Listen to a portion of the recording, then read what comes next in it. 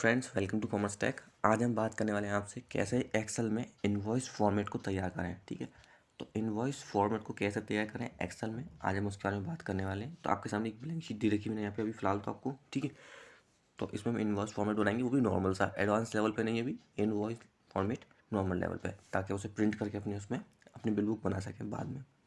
ठीक, तो हम सबसे पहले क्या करेंगे, एक एरिया एक्वायर कर लेंगे यहाँ पे। ठीक है, एक एरिया सेलेक्ट कर लेंगे और उसे आउटसाइड बॉर्डर से सिलेक्ट कर लेंगे। ठीक है, तो मैं क्या करता हूँ, थोड़ा सा इसमें थोड़ा सा टाइम लूँगा इसे सेटअप करने में। तो यहाँ पे मैंने क्या किया, एक एरिया एक्वायर कर लिया मैंने यहाँ पे, एंड देन उसके बाद मैंने उसमें बॉर्डर से आउट कर दिया। ठीक है, तो चारों ओर से जो बॉर्डर लगाते हैं हमने जो बॉर्डर है वो यहाँ पे हमने लगा दिया है। ठीक है, अब हमें सबसे पहले क्या करना होगा, ऊपर जीएसटी नंबर से पहले क्या करेंगे, हम पहले यहाँ पे चेक कर लेंगे प्रिंट हमारा जो आ रहा है वो सही आ रहा है या नहीं आ रहा है। तो हमारा जो प्रिंट है वो सही आ रहा है और पोर्ट्रेट मोड में है और A4 साइज़ में भी यहाँ पे अवेलेबल है। ठीक है, तो हम वापस चलेंगे अपनी फिर से एक्सेल शीट पे और तैयारी करेंगे फिर से। तो सबसे पहले ऊपर आपका जो आता है वो आता है आपका जीएसटी नंबर। तो उसके लिए merge and centre cell option का प्रयोग करूँगा और यहाँ पे लिखूँगा जीएसटी नंबर। आपका जीएसटी नंबर जो है वो बोल्ड, मतलब कि थोड़ा सा मोटा इटैलिक बिग में होना चाहिए। ठीक है, बोल्ड। उसके बाद आपका जो मोबाइल नंबर है वो आना चाहिए। तो ऐसे ही मैं यहाँ पे मोबाइल नंबर यहाँ पे आपको टाइप कर दूँगा। ठीक है, अपना जो भी मोबाइल नंबर है जो बिल ओनर है उसका।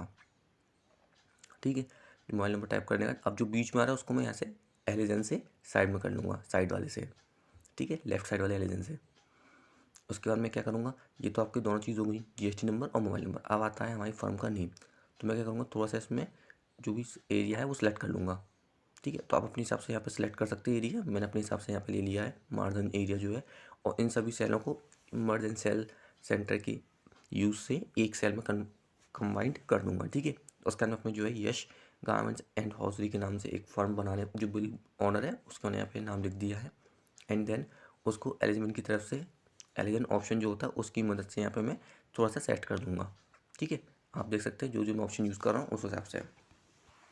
ठीक है, और थोड़ा सा इसका जो साइज़ है वो बड़ा कर लेंगे, क्योंकि जो बिल का ऑनर, जो बिल पे नाम जो होता है काफ़ी कैपिटल लेटर में होता है, ताकि वो क्लियरली विजिबल हो सके, क्लियरली जो आपका विजिबल हो सके। ठीक है, जो आपका ओनर का है, जो शॉप का नेम है वो। ठीक है, उसका डिपेंड करता है आपका एड्रेस, कि किसी को कोई फर्म का नाम है तो उसका एड्रेस भी उसके ठीक नीचे ही आता है। तो इसका सेल भी हम एक साथ मर्ज कर लेंगे एंड उसके यहाँ पे जो है एड्रेस टाइप कर देंगे। तो मेरा जो एड्रेस है वो अलीगढ़ का है, क्योंकि ये जो शॉप है मेरी अलीगढ़ की है।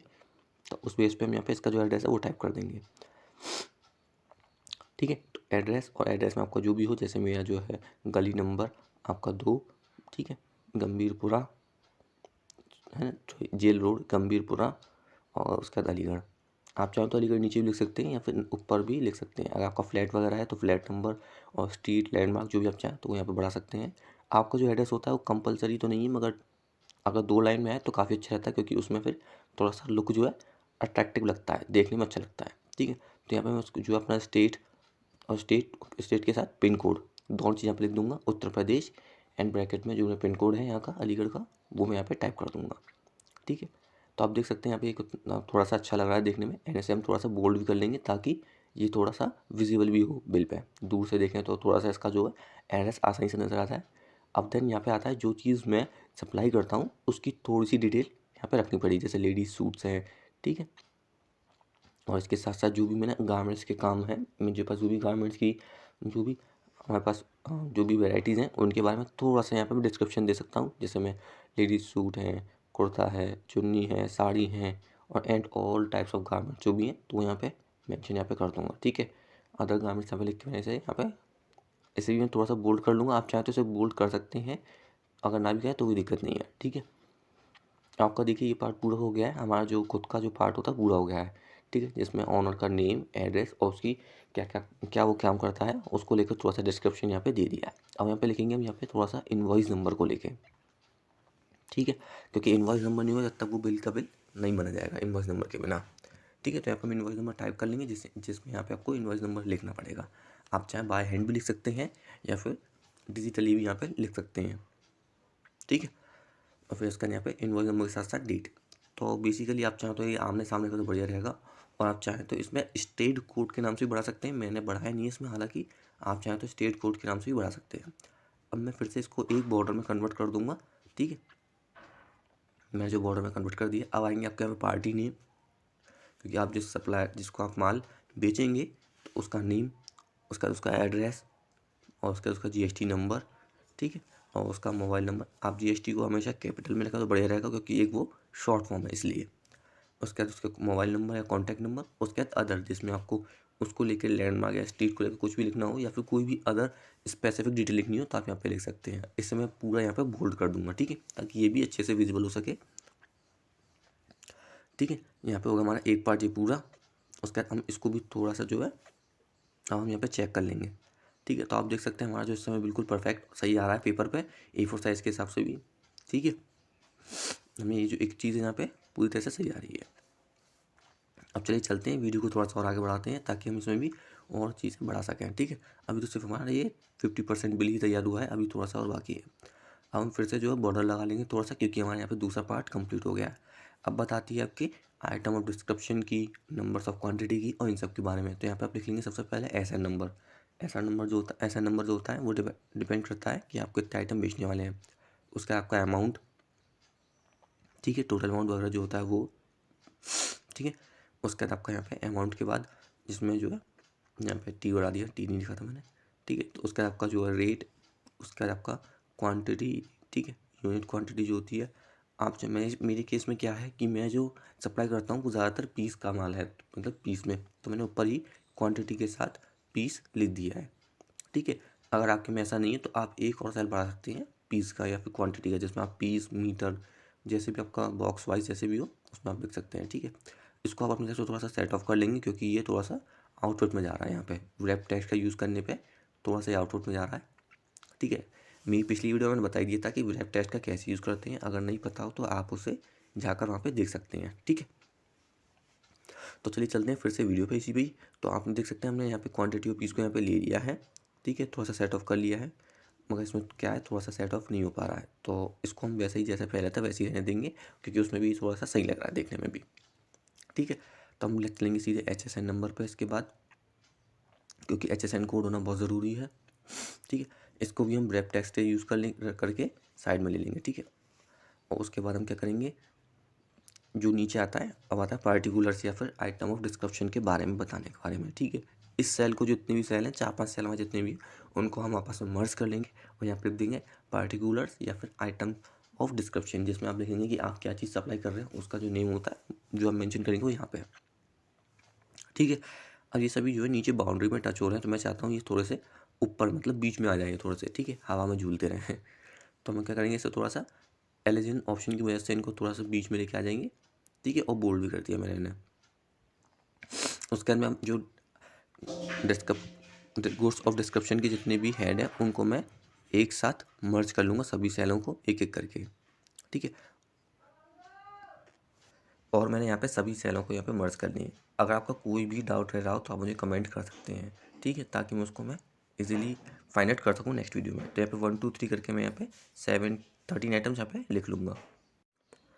तो मैं यहाँ पर 13 नंबर तक जो है स्क्रॉल करके डाउन करके ड्रैग करके यहाँ पे जो है 13 नंबर यहाँ पे क्रिएट कर लूँगा आइटम्स के लिए, और इनको बीच में मिडिल सेंटर में यहाँ पे लेके आ जाऊँगा, ठीक है, इफेक्टिव लुक के लिए। अब मैं जो क्या करूँगा, सबसे पहले यहाँ पे बॉर्डर लगा दूँगा, ठीक है। तो बॉर्डर जो लगाऊँगा मैं इन सभी पे लगा दूँगा बॉर्डर ऑप्शन के मदद से, ठीक है।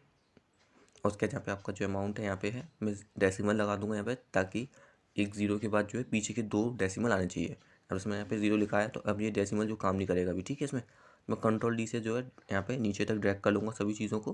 कंट्रोल D क्या करता है, आपका जो फॉर्मेट या फॉर्मूला होता है उसको पेस्ट कर देता है नीचे तक, ठीक है। तो इसको क्या है, मैं यहाँ पे आप डेसिमल बढ़ा दूँगा डेसिमल ऑप्शन की मदद से, ठीक है, सेलेक्ट करके। तो आप देख सकते हैं जो डेसिमल है वो यहाँ पे बढ़ चुके हैं ऑटोमेटिकली अच्छे से। और आप चीज़ चलते हैं, डेसिमल बढ़ाने के बाद हम यहाँ से बड़ा घटा सकते हैं ऊपर, ठीक है, डेसिमल को। एंड उसके बाद क्वांटिटी आपके समय पे है ही। उसके बाद यहाँ पे आप जो है अमाउंट इन मतलब सॉरी यहाँ पे जो टोटल की नीड पड़ती है आपको नीचे, ठीक है, टोटल, क्योंकि टोटल का होना बहुत ज़रूरी होता है उसमें। और HSN में टोटल का कोई यूज़ नहीं होता, क्योंकि HSN का कोई टोटल होता ही नहीं है, ठीक है। तो टोटल जो होता है वो आपका या तो सीधे होता है आपका क्वांटिटी और टैक्सेबल अमाउंट का, ठीक है। अब जो बिल काटते हैं बिल बनाते हैं उन्हें टैक्सेबल अमाउंट के बारे में पता होगा, ठीक है। जिस वैल्यू पे टैक्स लगता है उसे टैक्सेबल अमाउंट कहते हैं, जिस वैल्यू पर टैक्स लगता है उसे टैक्सेबल अमाउंट कहते हैं।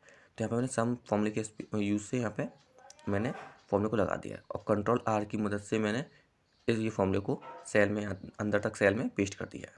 ठीक है, अब मैं ये दो जो सेल जो हैं नीचे के उनको आपस में बॉर्डर लगा के मर्ज कर लूँगा। ठीक है, तो मैं क्या करूँगा, पहले बॉर्डर लगा दूँगा एंड देन मर्ज कर दूँगा इनको, तो जो है वैल्यू जो भी टेक्स्ट वाली एक ही सेल में आएगी ऑटोमेटिकली। ठीक है, और सम का फॉर्मूला मैंने इसमें लगा ही दिया, आप देख सकते हैं। ठीक है, सम का फॉर्मूला को लगाना आता ही होगा, नहीं आता है तो मेरी वीडियो में मैंने बता दी है अपनी प्रीवियस वीडियो में कि सम का फॉर्मूला कैसे यूज़ करते हैं। ठीक है, यहाँ पे आप देख सकते हैं अमाउंट्स इन वर्ड्स। ठीक है, जो आप अमाउंट लिखने वाले हैं जिसमें आप टैक्सेबल, टैक्स या टोटल अमाउंट जिसका भी आप डिस्क्रिप्शन करेंगे वर्ड्स में, तो वो आप यहाँ पे देख सकते हैं ईजिली।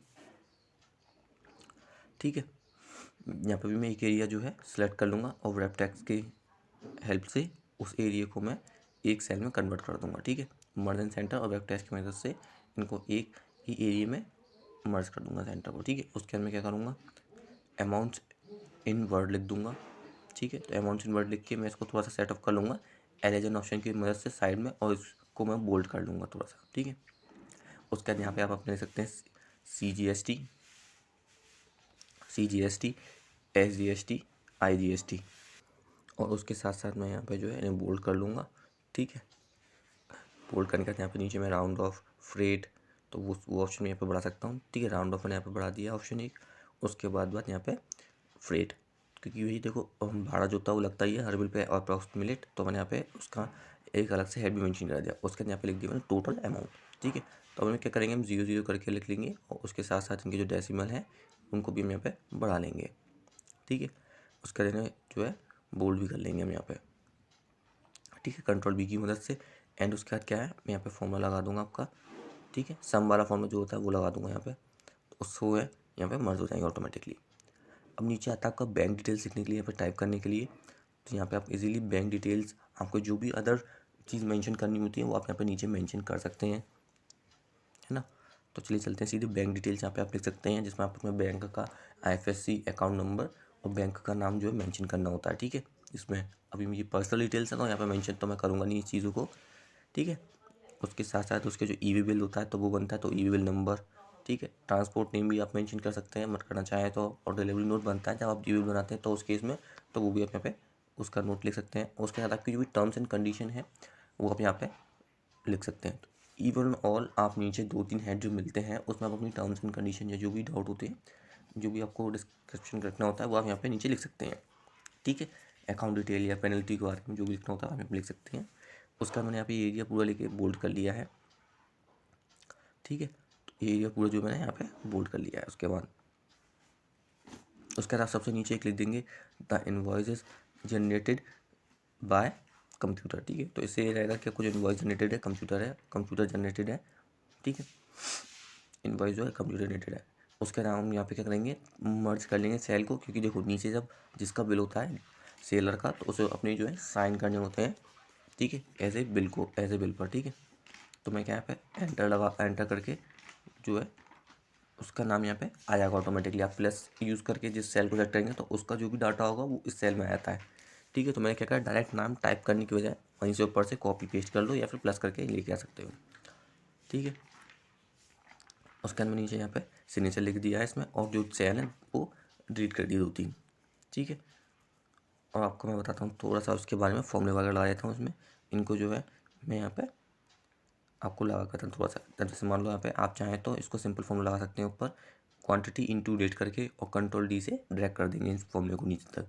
अब जब आपकी क्वांटिटी या रेट लिखेंगे तो ऑटोमेटिकली जो होगा आपका अमाउंट यहाँ पे लिखा हुआ आएगा। ठीक है, और उसी के साथ साथ आपको यहाँ पे टैक्स वाला अमाउंट भी लिखा हुआ आएगा और क्वांटिटी भी।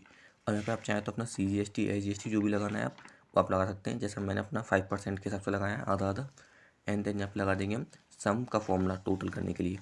ठीक है, मगर सम का फॉर्मूला काम नहीं करेगा क्योंकि ये जो है ऊपर मर्ज एंड सेल सेंटर है, इसलिए तो हम क्या करेंगे, उसे मर्ज एंड सेल सेंटर को हटा देंगे। ठीक है, और उसके बदले यहाँ पे एक नया अब लगाएंगे हम सम का फॉर्मूला। ठीक है, तो प्लस या इजिकल टू आप लगा सकते हैं। एंड सम टाइप करने के बाद आप जो पूरा एरिया है वो सेलेक्ट कर लेंगे, टैक्सेबल से लेके टोटल तक का, और आप चाहें तो उसमें राउंड ऑफ वगैरह जो भी है वो भी लगा सकते हैं। तो उससे क्या है, टोटल अमाउंट में ऑटोमेटिकली प्लस या माइनस यहाँ पे हो जाएगा। ठीक है, तो ये आपका पूरा बिल हो चुका है, आपका इस समय पूरा बिल रेडी है। इसमें कोई भी डाउट नहीं है। ठीक है, तो आप इस तरह से एक नॉर्मल बिल जनरेट कर सकते हैं अपने ही सिस्टम पे, एंड उसका प्रिंट निकाल के आप उसमें अपनी जो भी डिटेल्स हैं वो अपने पे फिल कर सकते हैं। ठीक है, तो ये मैंने आपको इसमें बिल के बारे में बता दिया पूरा। उसमें जो नाम डिटेल जो भी मेंशन हो सकती थी वो सब मैंने यहाँ पे मेंशन कर दी है। ठीक है, और अगर कोई डाउट रहता है आपका तो आप हमें कमेंट कर सकते हैं, और एक लाइक और एक सब्सक्राइब तो बनता है हमारी इस मेहनत के लिए। ठीक है, तो मिलेंगे हम नेक्स्ट वीडियो में नेक्स्ट प्रोसेस के साथ।